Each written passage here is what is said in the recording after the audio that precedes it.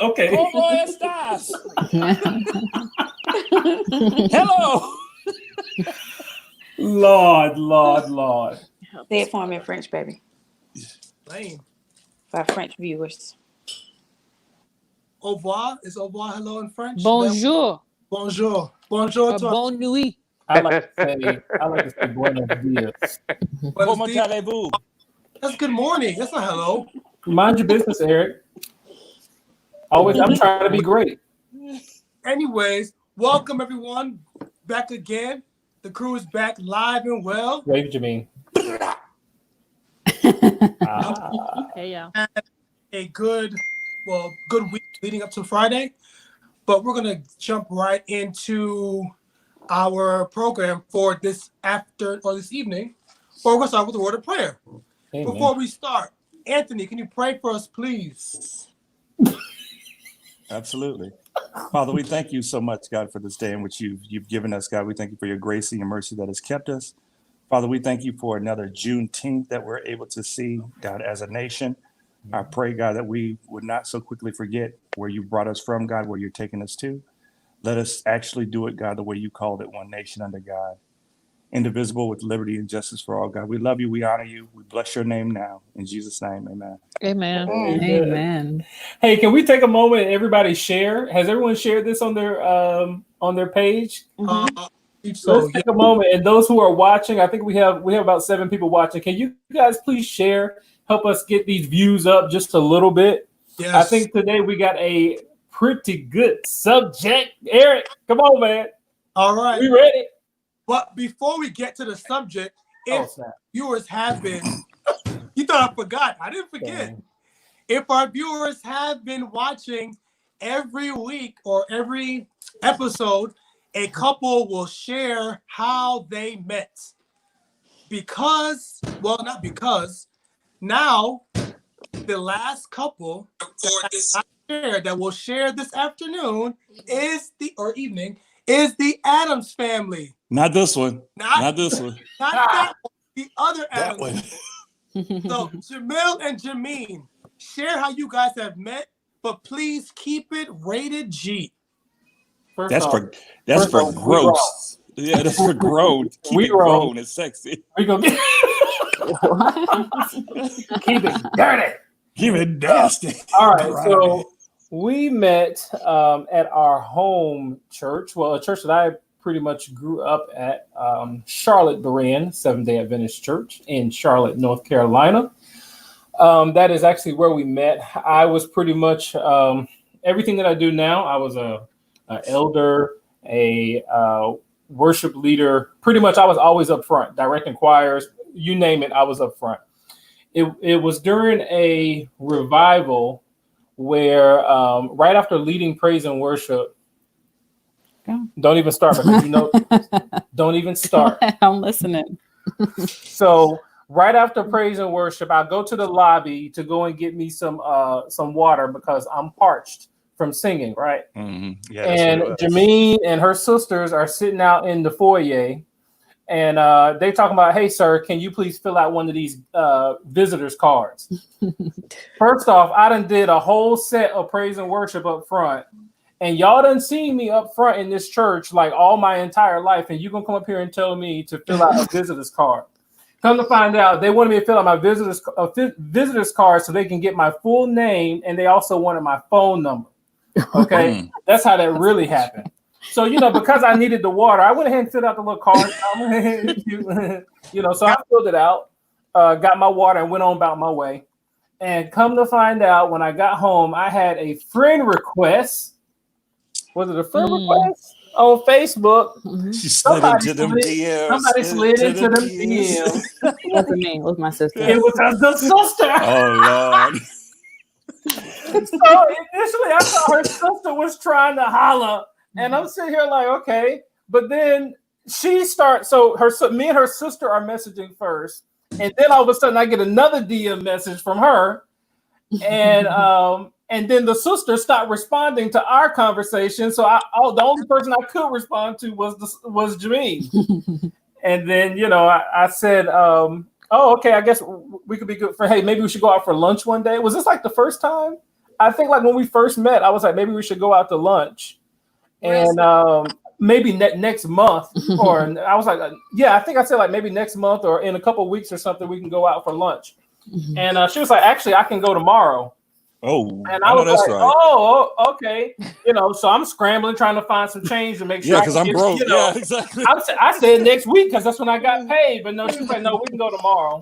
And we ended up, our very first date, if you will, was at the Cheesecake Factory.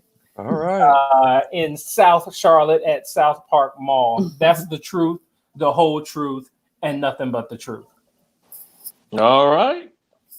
Jermaine, any rebuttal? Go dry. What? Truth now.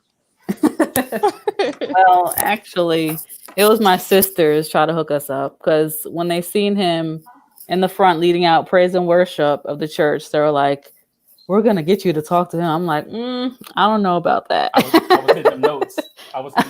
Whatever. So then my sisters, my two sisters, my younger one and my older one, they started pretty much try to get his, what do you call it? His attention pretty much. And so I was just like, okay, whatever.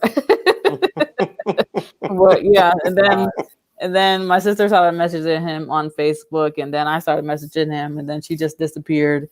And so that was. So I told the whole truth? Well, for the most part, yes. Yeah. So most of it was true. But yeah, that's. So you weren't interested at all, Jermaine, or you were just not playing in the cool? beginning because I thought he was I thought he was younger. I mean, I thought he was like way younger than me. But okay. Yeah. But at first I wasn't interested. But yeah. Then we went out for lunch and everything, and I was like, "Oh, okay, he seems pretty cool." So and she became the Barracuda. For the record, I wasn't interested at first either. My eyes were stayed on Jesus, which is why I never knew. That don't even sound right. That don't even sound like Jamil. I find it very interesting that your names are so close alike, Jamil and Jamil. I find it very interesting. He literally just had the same name twice. Yeah. No, I said Jamil. Jamil. Jamil. Yeah. Everybody says that. How did you guys do that? I don't know. Yeah, we just decided to change our names. And we both go by our middle name too. And how long have you been married? 8 years. Thought he was gonna. I was waiting. I was like, maybe they don't know. Maybe they don't know how long. Everybody look at the bottom of the screen right now. This is the sister that slid into the DM. Yeah, that's my little sister. We forgot about umbrella part. Umbrella part. Ella. What's the umbrella part? When it was raining. Oh yeah. I don't remember that. Oh yeah, so it was raining outside one night during the revival, and he walked us out to our car because it was raining. I think that's what she's talking about. Oh, I sure did. Yeah. So for being a good Christian, I guess you're right. Oh my gosh. Yeah. Oh my gosh. So did you pull her close? I never told you thank you. I tell you thank you now, Twyla. I'm surprised she remembers that. I forgot about that one. Oh, did your curl get wet, Jamil? My curl in the back? Yeah, that S curl. Yeah. Dripping down my back. Yeah. Oh my goodness. All right, so we want to thank you guys for sharing. You guys have been married for 8 years, you said, right? 8 strong years. Mm-hmm. You delayed for a minute. Are you sure it's 8? I believe it was 9. Jameen saying 8. We've known each other since 2010. So we've been together for 10 years. Okay. Oh, yeah. Okay. She wasn't sure. Huh? You weren't sure. I really did. We've been married now. It's been 8 years. Don't be tricking us like that. I thought the screen had frozen. Yeah, I was like, Did you hear me? I was just playing with you. So let's jump right into our first question. Yeah, we got to hurry up before our views start to drop. Don't nobody want to hear about how we met. Seeing that it is Father's Day weekend on Sunday. Father's Day is on Sunday, right? Yeah. So seeing is that it's Father's Day on Sunday. The first question that I want to pose to the crew tonight is, should women be celebrated on Father's Day? Should women be celebrated on Father's Day? Who wants to? Anthony, go ahead, man. No. How plain can we put that? No. And you know what? And I have no problem with. I was raised by a single mom, and I said I wasn't gonna say much tonight, so this is gonna be it for y'all. I was raised by a single mom for a long time, and she was a strong woman and very independent. And I thank God for everything that she did for me. But a mother cannot, and I don't think that most women try to, but they cannot take the place of what a man is in a young man's life. And that's why I always would say, and I just asked Andrew in the question, so if a father is a single father and he's raising his kids on his own, do we say Happy Mother's Day to him? No, we don't do that. No. Happy Father's Day is for fathers, for men. Happy Mother's Day is for mothers. Let's just keep it that simple. That don't even have to be deep. No, I'm not going to say it to you. Don't look for me to say it. I ain't saying it. What you saying? I ain't saying it. Okay. And I don't think there's anything wrong with it. And I understand what it stands for and why people actually say that mothers, single moms should get the Happy Mother's Day, Happy Father's Day as well. But I just believe that, let the man be the man and the woman be the woman. And they're set up for two different things. So, okay. Well, I was a single mother for 5 years. And so on Father's Day for me, no, I did not want anyone to tell me Happy Father's Day. But I think you have to kind of look like, what's the role of a father? I could never be a man. I could never be a father to her. But everything that a father was supposed to do, I took up the slack for. My grandfather was there to do everything else. So do I think that as a single mother, you should be told Happy Father's Day? Absolutely not, because you're not a dude. But do I think that it's okay to celebrate a woman who is having to play the role because the man that's supposed to be the man is not that man? Yeah, celebrate her. Just like I would, I'd celebrate a guy who was having to do everything based on the fact that mom was not being mom. But we don't. I don't think. No, I don't. It's not that I don't think. I know. We don't celebrate single fathers on Mother's Day. Nope, we don't. My brother was a single father for a while, and I never called him on Mother's Day and said Happy Mother's Day or Happy Father/Mother's Day. No, I waited for Father's Day. So on Father's Day, I think that we should celebrate single fathers or fathers, period. Yeah. So if you are a father, then you get your day, and if you are a mother, then you get your day. Fathers picked up the slack for mothers that were not there when they were single fathers, So, but they still didn't get celebrated on Mother's Day. So, and let me be clear. I'm not saying that Father's Day or Mother's Day should belong to the other person. What I'm saying is it's okay for them to be celebrated, not necessarily on that day. They need to be celebrated, period, because they're having to take up the slack of someone else. Not that they should be celebrated on that day. You understand what I'm saying? So I'm not saying to take it away from that, because I personally think that we don't celebrate fathers, in particular Black men. We don't celebrate them enough. And I think there should be more of that. So no, I'm not taking away from that. I'm just saying that it's okay to give honor where it's due. And I understand that too, but why are we celebrating so much folk for doing what they're supposed to do? I mean, let me be that dude tonight. You're supposed to be taking care of your kids. And the only thing that I can't stand worse than somebody who abuses kids are deadbeat dads. So hey, let me just say, I'm just that person to say, everybody's looking for their celebration. Everybody's looking for their parade. Dude, do what you're supposed to do. Ain't nobody worrying about celebrating everybody all the time. Well, I'm a single mom, so say it to me. I ain't saying nothing to you. No, take care of your folk. And then I'm quiet tonight. See, I'm quiet. That was for y'all. Wait, so 2 things.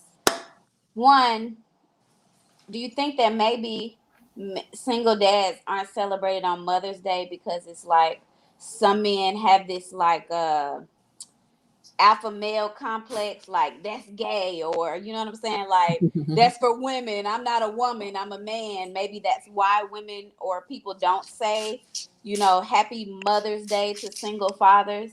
Like, could that possibly be a reason why the single fathers aren't celebrated on both days, like single mothers might be possibly celebrated on both days? For me, I don't think so. I just think that for men, like, I don't know. It's like they don't want to overstep. Like, it's Mother's Day, celebrated for mothers. For a man to be like, hey, I want to be celebrated on Mother's Day too. Like, I don't think they're gonna look at it as oh, that's gay or that's feminine. It's just that's not our day. Like, and I wouldn't want some woman or anyone to be like, if I was a single father, to come to me and say, oh, hey, Eric, happy Father Day, or like however you would even say. I don't know how you even call it. What do you even call it? But yeah, I wouldn't want that for myself. I think too that women and men are different, and we are more emotional. And so I think that some of us, when we have to go above and beyond, and we have to be mom, and we have to play the role of dad, or whatever that looks like for a single mom, we tend to get in our feelings a little bit more. And so we tend to want something that may or may not necessarily belong to us, like Father's Day. We want to hear that we're doing a good job, even though we know we are. And that's not everybody. That's just women, and we're emotional creatures like that. And so we long to be recognized in that way. Men, real men, y'all dudes, don't tell me Happy Mother's Day. I'm being a father. I'm doing what I'm supposed to do. That's just what it is. That's it. It's black and white, whatever. That's not how women think. Not all of them. Some of them, yes. I'm not gonna lie though. Like, my brother-in-law, he takes care of my niece and nephew.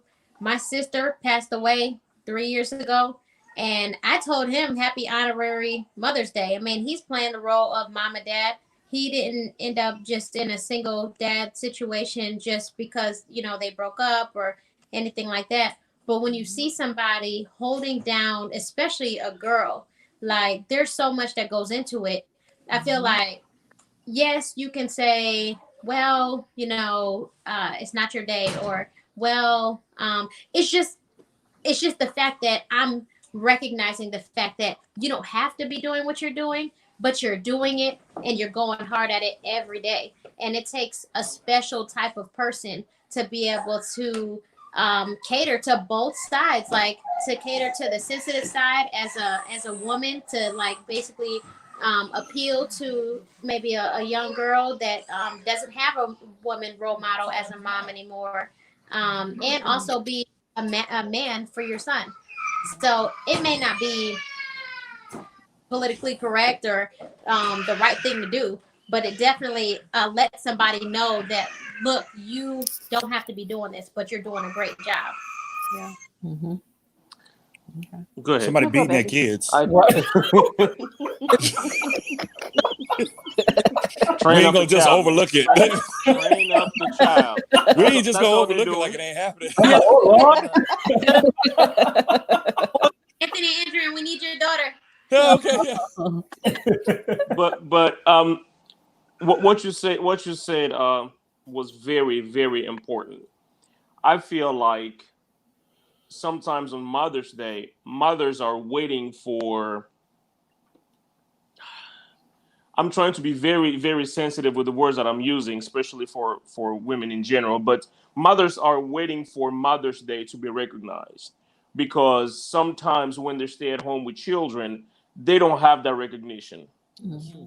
We are under the impression that raising the children is a mother's job. Therefore, I don't need to say thank you for raising the children for women that are raising the children. So for them, Mother's Day is extra special because that's probably the only time they get thank you, which they should not, but that's the only time they get thank you. They should get a recognition every day of the week.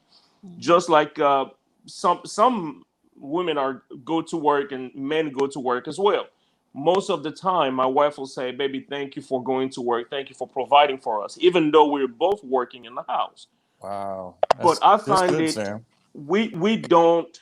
I very rarely say thank you for going to work or thank you for providing for us, because she's also paying the bills in the house. So for them, they're waiting for that Mother's Day to say thank you, to be recognized, or to do nothing, to take for us to take care of them in a special way. So that's probably why for women is extra special. For us, it's just, well, it's another day. Yeah. Mhm. So Yeah. I no, go Jamil, go. I think I agree with everything everyone is saying. For the most part, I'm just going to repeat. My name is Pete. Go ahead. So I mean, I do believe. So Anthony made the statement. What'd you say, that why should we have to celebrate someone for something that they're supposed to be doing in the first place? Now I can see that. I don't know why, but I can see that on the father's end. But I believe fathers should be celebrated as well. But also mothers, they deserve to get that recognition, because you're overlooked so many times, especially single mothers. I think if single mothers really received the accolades that they need, the help and the support that they really needed throughout the year, and even on Mother's Day, it wouldn't be such a dire need for them to say, well, I need to be celebrated on Father's Day too, because all along they've been getting what they needed.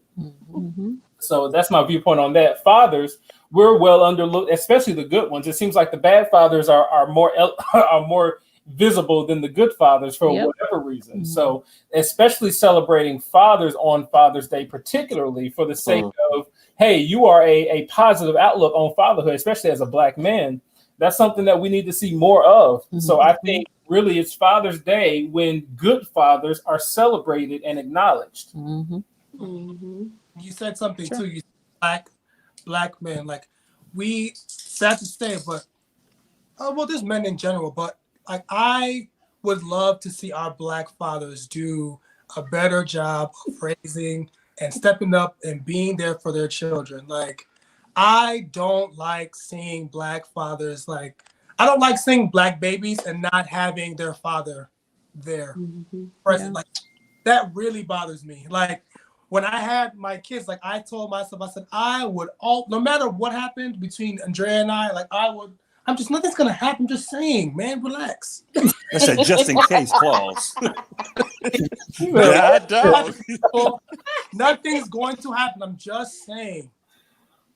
God forbid. Does that work? Okay. If anything was to happen between Andrea and I would always be there for my children, because I love, like, they're mine. Like, I helped create them. I didn't bring them in the world, but I helped in their creative process. So, like, I am going to do what I'm supposed to do as a father. And we need more of our Black fathers. Yes, fathers in general, but our Black fathers. We need more of our Black fathers to step up. Like, my thing is, if you could lay there and do the dirty in 4 or 5 minutes. What's the dirty? 4 or 5 minutes. 4 or 5 minutes. What lay there? Is 20 minutes, whatever the time is. I mean, Eric, you're bringing us in a different subject. I mean, what does it have to be the dirty, man? Oh man. We got 4 or 5 minutes for the dirty. Man, all his business out there. Well, we got 4 or 5 minutes. Put all his business out there. Let me finish. Okay. You can lay there and do your stuff. You can also, You can also 5 when minutes. the child comes here, you can also step up and be a father. I'm done. I'm done. I'm done. I just want to highlight one thing that was really, really sad. Now, as you guys know, we do the substitute teaching and everything like that. Well, one time I did 3rd grade, and everybody had to line up for a bathroom break. Stop, Anthony. Stop. I'm sorry. Stop. I had to be. I had to be. I'm sorry. Are we supposed to be transparent here? Very much so. Yes. It's a 4 to safe 5 space, minutes. my brother. You are in a safe space. 4 to 5 minutes. Get it out. Man. I didn't say that. I'm just. He said 45 minutes, not 4 to 5 minutes. Y'all missed all that. Okay. Thank you, Bill. See, Okay. Bill, you got it. You got it. Thank you. All right. So there was a little girl in 3rd grade as everybody was lining up to go to the bathroom, and everybody was just standing there waiting for their turn to go in the bathroom. And all of a sudden, the little girl just started crying. So all her little friends were surrounding her, and they were like, trying to figure out what was going on. So I went up to her and I said, hey, sweetie, what's wrong? Why are you crying? And she said, I miss my dad. Mm-hmm. And so I was like, I said, well, you miss your dad. I said, it's going to be okay. Well, what happened with your dad? Where is he? She said, he's in jail. And just imagine, it's like somebody ripped your heart out of your body, for a little girl to know that like her dad actually is out there, but she has no way to access him. And I just, I had to tell her, he, just as much as you miss him, I'm sure he misses you. But sometimes it's like the choices that you make in life, just it's a trickle down effect on these kids. And then, even though you're still alive, your child is still fatherless.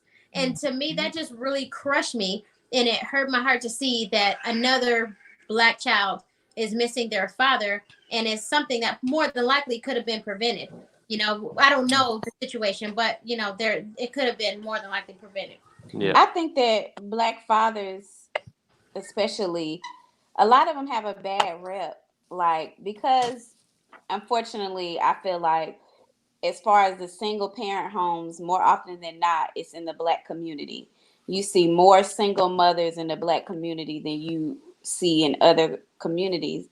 And so the Black father doesn't really get a lot of recognition because it seems like there's not a lot of good Black fathers out there that can be celebrated because, like you said, they are in jail or they're, out here being irresponsible or they're getting killed by the police. I mean, just all these random things that our Black men are having to go up against. And with everything that we're going through with our nation right now as a race, and even with today being the Juneteenth, I think this Father's Day definitely needs to be one that is celebrated for the Black fathers that we do have that are there, that are in your lives, even the ones that may not have a biological connection to your children, but they raised your children. They are your children's father. Your children don't know any other father. Like, they stepped up when somebody else was lacking. Like, this is definitely a time with everything that's going on for them to be celebrated and acknowledged. So Black men, Black fathers that are watching, we love you. We appreciate you. We support you. And I'm done. Let me say this real quick. Samantha was talking about the Black father not being in the home. Back in 1968, that was at 34%. 34% of families, Black families, did not have fathers. Today, it's in the upwards of 75% of all Black households do not have a Black father. Now, understand the situation that we're in as well, and we'll take it a step further. If anybody knows WIC and anybody knows with women, infant, and children, you understand that you get paid more money or you get paid or subsidized income based on the fact that the father is not in the home. So automatically what that's saying is that it's setting up families and households as saying, you can't come and be daddy in here. You can't come and be husband in here because now you're cutting into my money. You're cutting into my government support. You're cutting into, and what happens is we then have children, and our children see that cycle. And what they do is they go out and they start having them children and they get them an apartment in Section 8 housing. And I'm not saying there's anything wrong with that, or in the projects or wherever we are, lower income housing. And that cycle continues. Somewhere along the line, we have to take responsibility to look. I have a son right now that's 20, could be 21 in March. And the fact of the matter is, for the first 8 years of his life, I couldn't stand his mother. So what did I do? And everybody knows what baby mama drama is. What did I do? I stayed away. But the fact of the matter is, by the time I came and I found him at 8 years old, he had so much animosity and hate towards me. So much. I mean, so much. He had started going to school and telling his peers on Father's Day that I was dead. Now, anybody that knows my son now, y'all would say, no, he would have never done. Yeah, that's how it was. But the fact of the matter is, I don't care. And I said all that to say this. I don't care where you are in life. I don't care what has happened between you and that woman. Your children do not deserve to be fatherless. Mm-hmm. And they're not fatherless. That's the sad part about it. They're not fatherless. And the ones that are fatherless is for us as a community of people to go and put our arms around them the right way. Right. Not the irresponsible way and let them down, the right way. And I have a Black daughter. And guess what? My Black daughter needs to know what a Black man looks like in the household with her. And that's what I pray and that's why I said, so it's not like, I said, Andrea, everybody's looking to be celebrated for what they're supposed to do. The fact of the matter is, if you tell your wife or you tell your mother, you tell your sister or your daughter or your son how important and how much you love them on a daily basis, all I'm saying is that the holidays that society sets up won't mean as much because they already have that adoration. They already have that. So all I'm saying is those are things that we got to get. And I pose this question to everybody. How do we then get Black fathers back in the homes? How do we do it? And I know that's not a topic of discussion for tonight, but how do we do it? How do we get them back there? Mm-hmm. I actually wrote, I was writing when you were talking because I didn't want to forget. But I think that it starts with acknowledging and recognizing the fathers that are present instead of being concerned about the fathers that are not present. Because when I looked at the post earlier, looked at the post on Facebook, and somebody posed the same question: how do we recognize fathers during Father's Day? And majority of the post that I saw was talking about the fathers that are not present. Well, this and this is not present. He left me with the kids, and that was not the question. The question is, how do we recognize the fathers that are present? So we need to start acknowledging and recognizing the fathers that are present in order for us to build up that community. People that are parents, fathers that are parents right now, needs to be recognized. So the parents the fathers that are not present needs to see how it is important to be in your children's lives.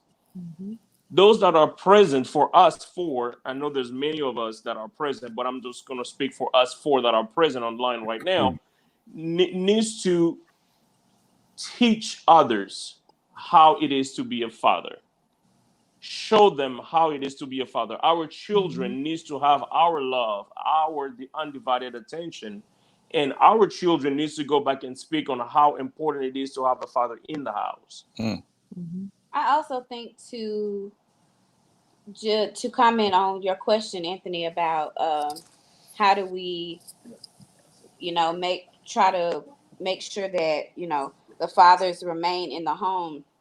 In that aspect, you really just gotta go back to the basics. Like, you really need to start vetting these people that you're dating and that you're sleeping with, and that you're consciously making a decision to lay down with, and not using protection, not being on birth control, not using condoms. You know what I'm saying? And then doing it outside of marriage for somebody that you barely know or you don't know at all. And then once you get in that situation, you realize that person is a nightmare. He's a nightmare or she's a nightmare, but you're stuck to them for the rest of your life.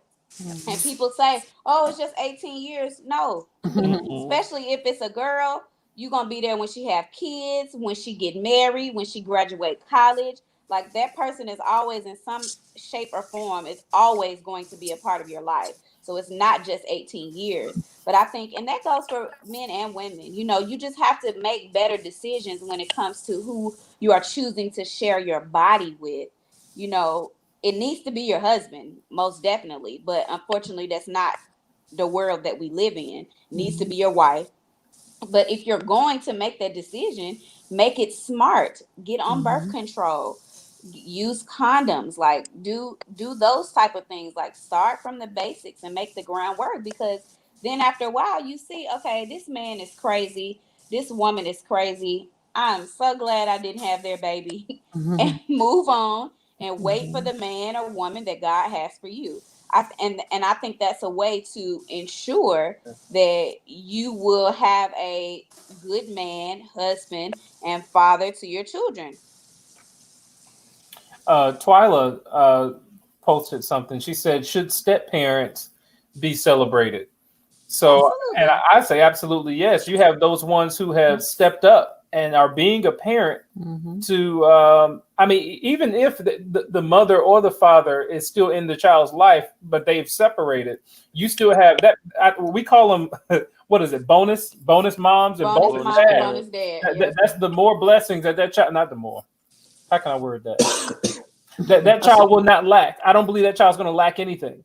Right. Because they have the outputs of two separate families, balancing two totally different lives. Maybe they can decide which life, they have a choice to decide which life they want to more so follow after. Mhm. But I believe absolutely step parents should be celebrated on Mother's and Father's Day. Yes. I think that step parents should even be celebrated even more than, like, if you know that you're in the household with your new person, whether it's a new woman or a new man, if you're married to that person and that person is stepping up to take care of your child, I feel like it's even more, it holds more weight in a certain sense, because when you are related to that child, you can say and do whatever you want to do and say. You can tell that child whatever you want to tell that child. But when you're a step parent, there's automatically going to be pushback. There's going to be disrespect. There's going to be resentment. There's going to be, who do you think you are? You're not my mom. You're not my dad. The stuff you have to go through as a step parent, and just being able to turn the other cheek and still raise that child like it's your own child with love.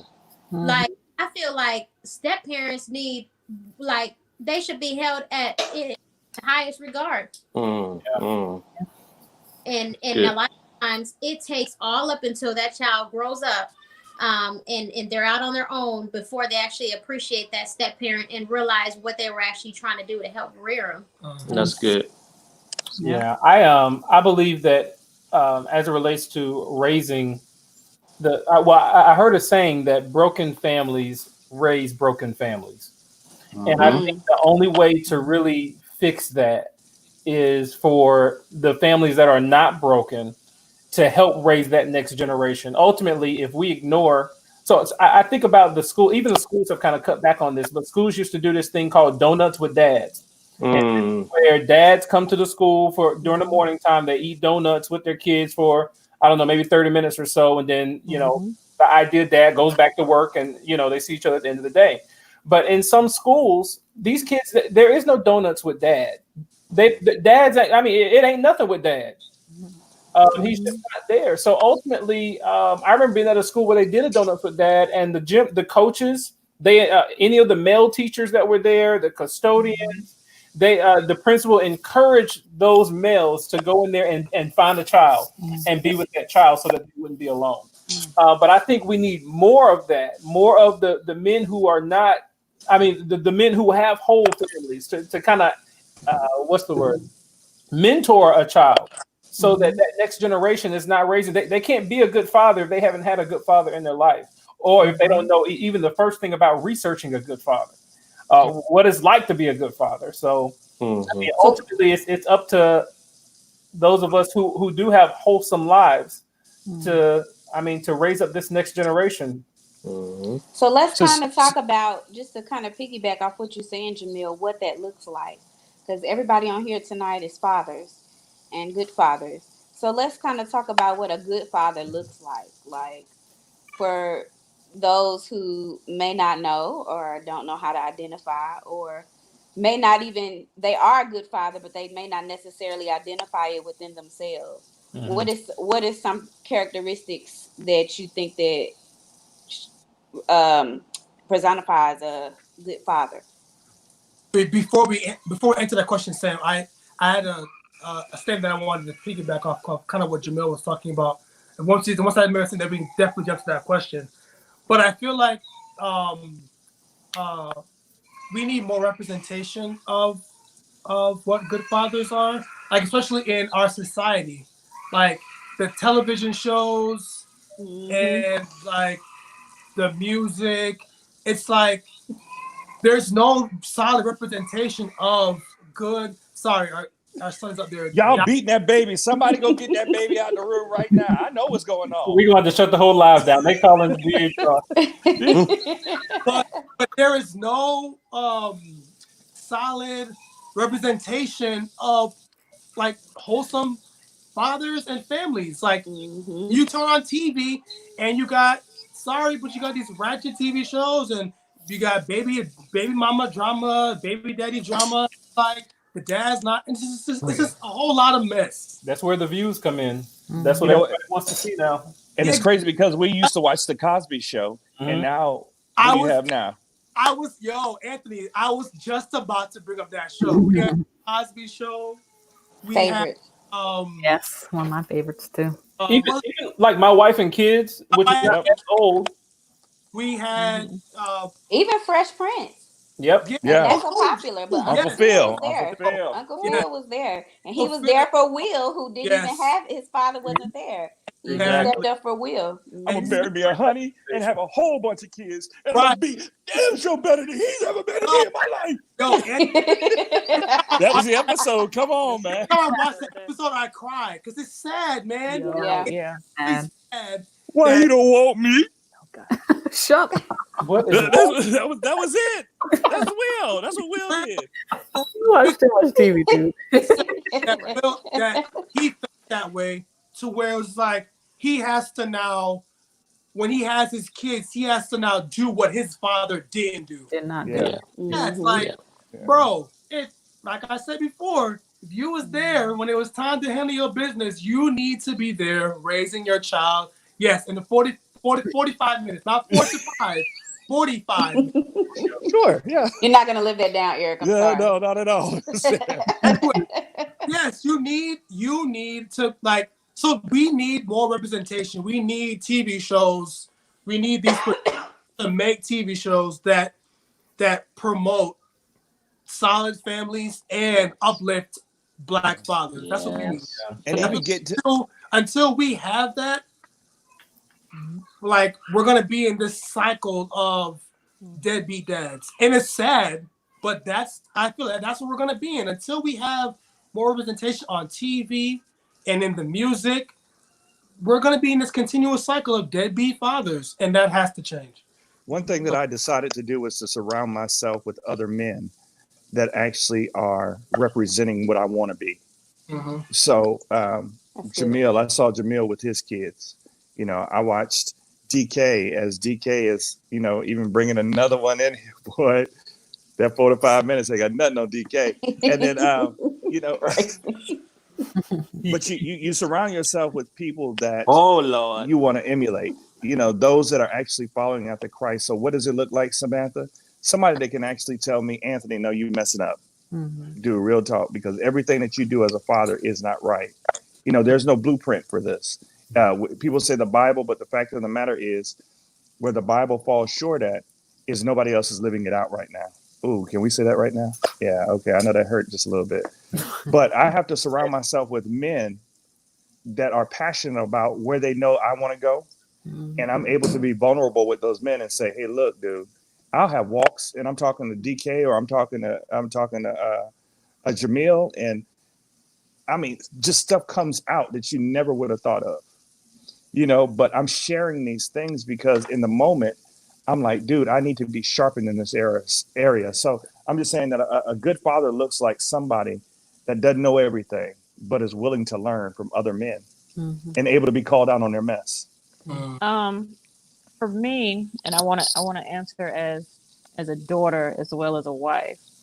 I kind of mentioned, I touched on last week about my biological father, who lived within walking distance from me, and I may have seen him 2-3 times a year. Would pass by my house and speak and keep it moving, like I'm looking for we you, stay Paul. with each other. Stop. So, you know, my grandfather, though, was the person who stepped up in my life. Mhm. My grandfather worked, I mean, from sun up to sundown. When I started driving, my granddaddy made sure I had gas in my car. He made sure I wanted for nothing. I mean, he took care of the yard, the manly things that men say are men things, like the stuff my husband will tell me, Andrew, you need to let me stop. But my granddaddy taught me how to change my oil. He taught me how to put up sheetrock. He taught me how to paint. You know, he taught me these things just in case I needed to know them. But he was, he had his faults. He had, things that shouldn't have been. But the best example of a man at that point that I saw, because my own dad wasn't that person. My stepfather, yes, he was. He stepped up when he came in the picture. But my grandfather, hands down, was my dad. And that was my example of providing, of loving, all those things. Now, my husband has come into the picture. When he met me, I had a 5-year-old, just turned 5. Not one time has the word step been used in my house. Never has, never will. The first time my daughter even heard anything about him being a step anything was when our son was in the house and mentioned it. Before that, there was no discussion about it. Did she know? Yeah. But was it a topic of discussion? Absolutely not. He's dad. Absolutely, we celebrate him. And she loves him as if he's been there since day one. They will joke about him being in a delivery room and all this other kind of stuff. I mean, the connection that they have is something that I never had with my biological father. And so, for me, those are examples. The way that he loves on her, even when he and I weren't on good terms, he has always been a wonderful father to not just her, but to our son as well. Even when he was angry, our son was angry, and even when he was being pulled and told lies about who we were, he loved his children. And so for me, those are my examples. My grandfather and my husband have been the epitome of manliness and fatherhood when it comes to, love and admiration and what a dad is supposed to be and what they're supposed to do. And my father wasn't around. Get that. My father wasn't around. So everything that I do now, I do wanting to be better than what my father was. And my stepfather was in the picture, and he was the man that I modeled myself after, let me say that. So everything that I'm doing now is because I want to be the best father that I can be to my children. I think one thing that I learned was that my dad definitely sacrificed a lot for us. That was one thing that I really, really appreciated about my dad. I remember a time, and I'm sure my siblings don't because they were much, much younger, but I remember a time where my mom and dad were not doing well financially. And I remember my dad would work his regular 9 to 5, and then he was working on the Arsenal. And he would leave his 9 to 5, and those same buildings he was working in, he would go and clean for them at night. And so my dad would leave the house at, between 6 and 7, and we wouldn't see him before we went to bed because he was working 2 jobs. And if anybody knows my dad is very old school. He loves his gold chains. And so over the years, my mom had bought him gold chains, for Christmas and whatever. And I remember a time where things were so bad that he had to sell those chains just to make ends meet. And now I have even greater appreciation because I didn't really understand it then. But now being married and being a mother, it's like I appreciate that sacrifice so much. That kind of love you can't buy, you can't find. You know what I'm saying? Like that kind of love that he showed, that there was nothing, and a lot of people get caught up on material things. But for my dad, that was nothing. It may be nights where we all wanted Burger King and my daddy might eat a bologna sandwich because we wanted Burger King, but it couldn't afford for everybody to eat Burger King. So he would eat a bologna sandwich just so we could eat our Burger King. And that's one trait that I really, really admire and love about my dad, is that to provide for his family and his children, he did what he had to do to make sure that we didn't want for anything, even though he probably didn't even know that I was paying attention to the things that he did. So that's definitely one thing I think is a good trait to admire and to acknowledge, is when you have a good man that'll sacrifice. And it's funny that they say that you marry your dad when you get married, but Daniel is so much like my dad in that way. Like, he will sacrifice and work hard.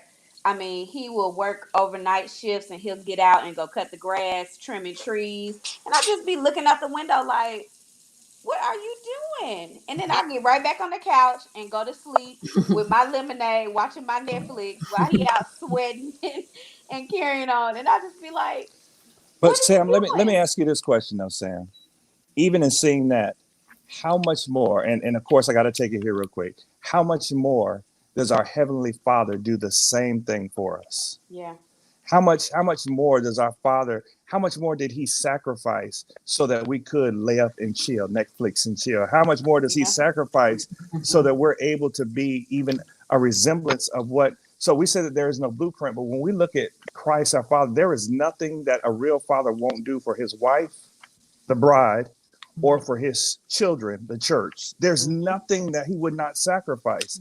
So as we celebrate Father's Day right now, we have to remember that we may not have grown up with the example of what a father should be, but right now, in the place where we are right now in our lives, we have a daddy, that's been a mama, that's been an uncle, that's been an auntie. He's been the best friend to confide in. He's been, the one where you've been crying in the middle of the night, nobody else would have you.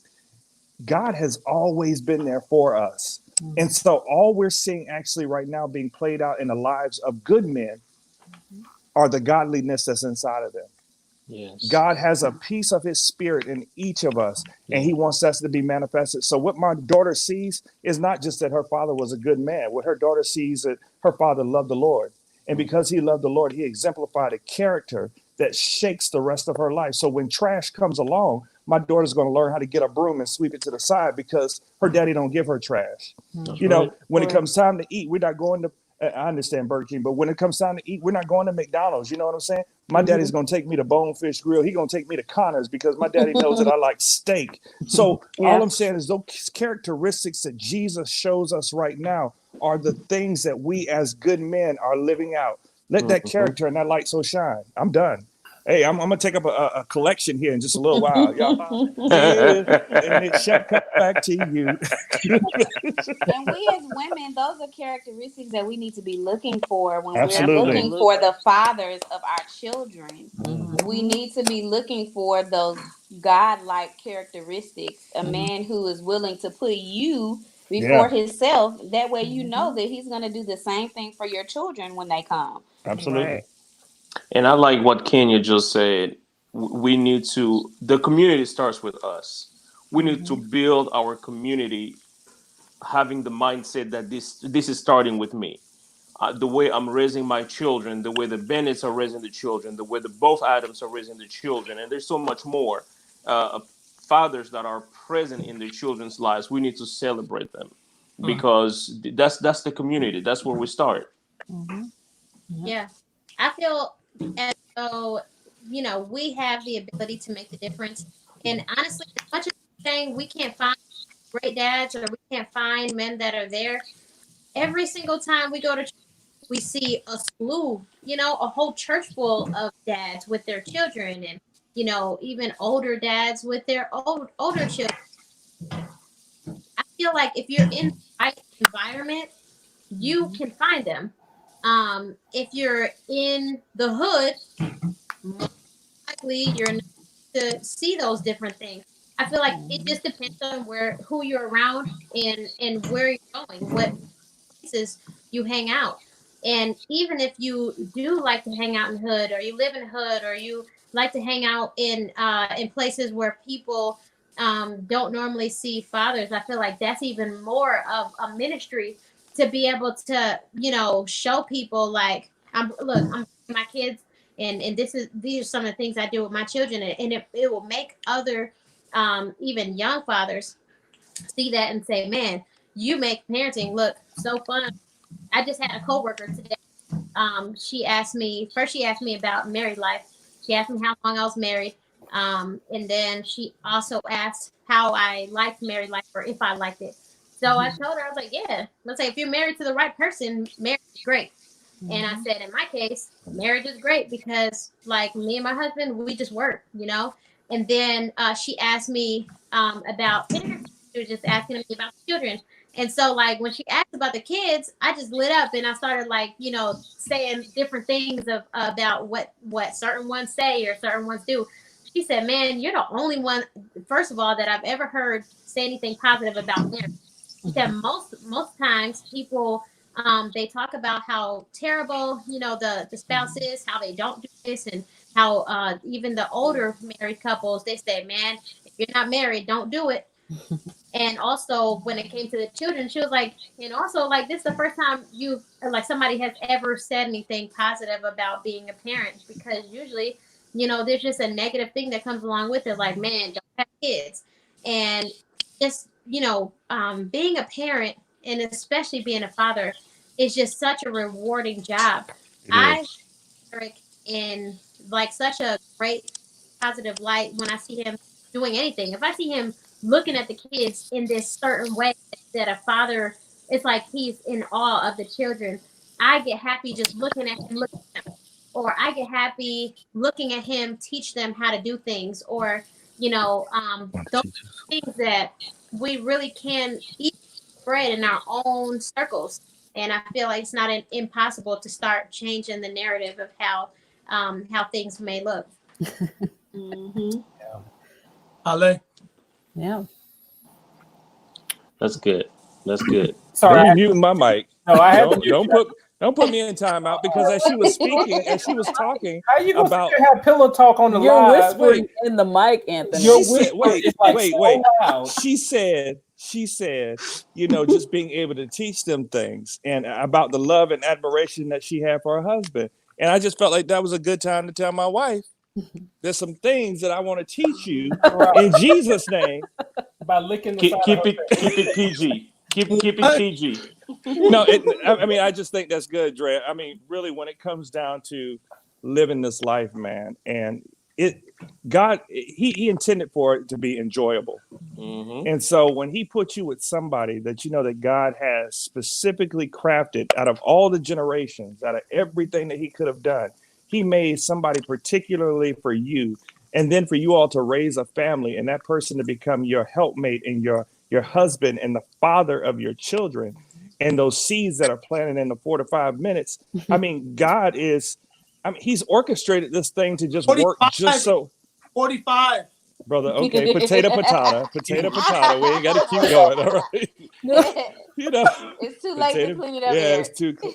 But when he's done these things, just think God cares about us so much that he strategically has done all these things just because he knew the type of man that you were going to be to the next generation. Mm-hmm. He had that much trust and confidence in himself that piece that he put in you was going to be able to speak to another generation and was going to be able to show. This is, you want to know what an example looks like of a healthy, growing community? Having 4 black men on the line with 4 black women talking about their black kids and talking about a God who's covering them all. This is, I mean, who does this? This is an anomaly at some point. This is what community looks like. Yeah. And I think that if we start holding each other accountable like this, holding each other accountable when we're not on the line, we have a relationship outside of here. I have a relationship with all 3 of the men outside of here. I don't care to have a relationship with the women. Y'all do what y'all do it. No, I love y'all. Y'all know that. But I have a relationship with them. And I'm able to call them my brothers. And I think that's how we really start shifting the focus from being 75% fatherless household in Black America to really getting that number down. I really believe that. Amen. Yeah, I think it's important that we also avail ourselves to any male That's right. that is needing just that brotherhood. We're available, you know, reach out to us so we can create this, whatever community that we need to create right here, starting with the crew. Let's do it. We're all building healthy families, whether you're married or not. You got kids and you just need some positive, you know, people to talk to, somebody to lean on, somebody to vent to. All of us, we're here, we're available. And I have to say this, at least my closing statement on this one is, I I was part of a group. I'm still a part of a group on Facebook where they were talking about positive men getting together, speaking without being judged, without the circle of friends or brothers that I call brothers. I honestly feel that I can be myself without the fear of being judged. Yeah. They can honestly tell me when I do something wrong. That is not judging, because right now we confuse judging Yeah. and telling you when you do something wrong. Preach, That is not DK. judging. Preach, The DK. circle of friends that I have that I call brothers can definitely tell me, I think what you just did was wrong. Yeah. What you were out of line, brother. You need to correct that. So that's my closing. And I'm only laughing because DK has called me out so many times on my stuff. Somebody's got to. Yeah, thanks. And obviously Jamil has. I'm just waiting on Eric now, but thanks. I appreciate that. But no, that's very important, DK. Like you said, being able to call them out, man. And I love you for it. Yeah. And I think we as women and as the wives, we've got to make sure that we continue to uplift our men, to encourage them, to support them, and ultimately cover them in prayer. Yeah, they are the priests of our homes, but hey, the prayers of the righteous availeth much. You better speak, Sam. So we have to cover our husbands in prayer, because just like our jobs as wives and mothers are hard, their jobs is just as hard. I mean, even when I think about the little things like taking the trash out, if it's a spider in the room, I'm not getting that. And come get it. Right. And if I was a single woman, I mean, I just don't know where my house would be, because these things are hard. Like, I just be so grateful. Like, that's why I tell them, thank you for taking the trash out, babe. Like, I appreciate it, because I didn't have to do it, you know? Right. So we definitely have to show them our appreciation and cover them in prayer. Absolutely. Mm-hmm. I just wanted to say something too. Like, as Black women, especially, and this applies to other women too, but I know for a fact most Black women just go through a lot of changes when it comes to going from single to being in a relationship and marriage. And I feel like sometimes we get caught up in the whole independent women type of thing. And I had a really hard time. Even now I have a hard time, because I have always been one to support myself. I have no problem supporting myself. And in essence, I don't need a man. So if Come out, spirit of rebellion. So yeah, you're there because I allow you in that space. But it's also important to sometimes you really have to put that independence on the back burner, put it aside, and let a man be a man. And that's the hardest thing. It's so hard. So hard. Like, I love taking care of myself, and I love being that I can. I love going out and getting my own money. I don't want to be able to say, well, I have to, check with him whether or not I can get these shoes. I mean, if you know that you help contribute, you can get whatever you want, really, but you still have to check in. But the bottom line is, I feel like sometimes we have a hard time respecting our men because we can do so much for ourselves. And it's important to still let them know, look, I may not necessarily need you financially or whatever the case is, but I need you. Like, I still need you. And if man, last night I had a whole breakdown. Like, I had a bad dream, and I was just breaking down crying. And I literally, like, I don't know what I would do if anything ever happened to Eric. So as much as I might have this ego thing where I'm like, I can take care of myself. If anything ever happened to him, man, I would never remarry. Like, if God stepped in, maybe, but I would not want to ever imagine my life without him. And that's real. You heard that, Eric. Next time she get out of line, lock her in the closet. Not liking the closet. She's scared of the dark. Oh, Father. Scared of the dark. Yeah, man. Yeah. We kind of jumped on it a little bit, but like, so what is the role of a good father? What does that look like? Let's be specific. What does a man need to do or should do when he becomes a father? Provide. Seek God. Okay. Provide, seek God, God. provide, Being a and good love. example for your children, Oh, yeah. because the way you're treating your spouse will ultimately Yep. teach your children what they need to look for in a father. The way you Mhm. teach your spouse will ultimately show other people how what standard you are raising for your family or for fathers. Period. The way Mhm. you are teaching yourself through God will teach others what they need to look for. So Mhm. everything that we say. Yeah, I think that you also have to not take yourself so serious all the time. I mean, because things are so serious a lot of times with dealing with life. Until I've learned, they said, my grandma used to tell me, if you laugh long enough, you'll start to believe it. Mhm. And so we joke, and anybody, y'all know me, everybody in here, we joke and we play all the time. You can't take yourself so serious because your children want to know that you are available. Your wife needs to know that you're available, that you're approachable. Andrea wouldn't talk to me at times because I was so quick with my tongue to cut her off. Well, this is what it is. This is what it's going to be. Don't ask me no more. I'm done. And then I would leave the room. I mean, it was real dramatic. I had on a leather jacket and I Oh, flapped leather it and it caught the jacket. wind. I had a trench coat and it flapped like chaff. Oh, And that would be it. And I would walk out. But you have to be available. Don't take yourself so serious, and you have to be available for them for sure. Yes, Mhm. yes. I think the other thing too is I feel like a lot of men do not allow any room for error, and I feel like you Mm. going to mess, especially as a dad. If you're a young dad, like Eric was a dad at 22, you're gonna go through so many different changes within yourself that raising children is hard because you're still trying to grow up yourself. Hmm. And I feel like sometimes it's hard as a man to be okay with knowing that you don't have all the answers, knowing that you may not be doing everything right, knowing that you still get criticism from your wife. Like Eric gets criticism from me, he takes it very well.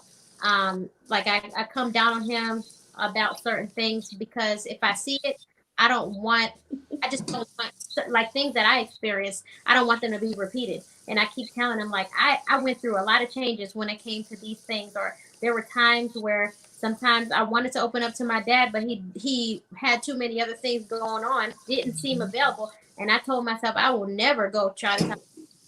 I tried to talk to him about a boy one time. He put me on the back burner, said he had some church stuff to do. I never went back. Mhm. Never went back. And so it wasn't until I met Eric, and I really, really like something in me was just like, this guy is something special. He's different. This is the only guy I ever went to my dad about and said, hey, what do you think about him? I never cared, whether he liked the guy or not. It was kind of like if I liked the guy, he would just have to kind of accept it. But sometimes, it's okay to it's okay to mess up. It's okay to not have all the answers and not do everything right. But at the same time, just be okay with apologizing to the children sometimes. Be okay with not being so harsh to the children sometimes, Mhm. because every black man that I know always wants the kids to man up. They always want the kids to be tough, be strong. They don't want the children to be weak or gay or any of those things. So it's like you're so rough and tough on those kids that they end up rebelling, and you end up destroying those kids and creating something that you were trying to avoid. Mhm. I think some other good traits to have, like I spoke about earlier, one is definitely sacrifice. And I think that's for parents in general, but also for fathers. And when I say sacrifice, I don't just mean financially, I mean giving up your flesh to Hmm. things that you want to do, to submit to your flesh. That is Mhm. not the best example as a parent. That's not a bad example as a Christian. That's Mhm. not the best example as a father. Things that you want to do for yourself, but that's not the best interest of your family. I think that exemplifies a great father. And also unconditional love. Sometimes I think fathers have this stereotype, you even hear moms threaten, if you don't stop cutting up, I'm gonna tell your daddy when he get home. Like, because they knew that daddy was the one that was gonna bring down the hammer. But I think that, you know, they also need to know that daddy loves you too. I'm going to punish you, but I love you too. So you definitely need to make sure that you love on your kids just as much as you may discipline them, if not more so, because they need to know that even when they mess up, they can still come to daddy. You will still love on them. You will still care for them. And that won't change even with the mistakes that they will make. And I also think, go ahead, Jamil. Go Okay. ahead. Absolutely. So we actually have to take turns with who's going to be the bad guy when it comes to these kids. I was like, look, these kids. First off, when these kids get happy because daddy done left, I'm like, wait a minute, right? I'm like, so they can be jumping off the wall. I'll be like, Jermaine, it's your turn. I'm not doing it because I'm not going to continue to be the bad guy. So we have to be intentional, actually, to make sure that there is a good balance between, even when it comes to discipline and love, and of course you discipline in love, but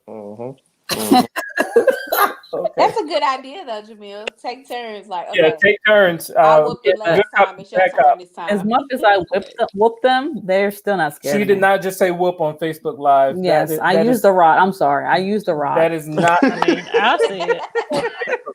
That wasn't a rod, Andrew. That was a machete. But they're not scared of me. That a machete. Fine being the bad. You better put the fear of God in those children. Listen, I'm still scared of my mama. 33 in August. If my mama give me that look, it's over. I'm silent. I ain't scared of my mom. And Now, I'm wait a minute. in my I think own it's different with girls and boys though. Like girls, they're like onto their dads, and then boys are onto their moms. So they're more so attached to their, the opposite sex. So they're not really scared. I'm not scared of my dad. I would be more scared of my mom than my dad for some reason. I don't know why, but yeah. And like when Dre was talking about just being like you were talking about like the room for error, and like I've learned, Andrea has taught me a lot, like because like I'm so quick with like my words and my temper.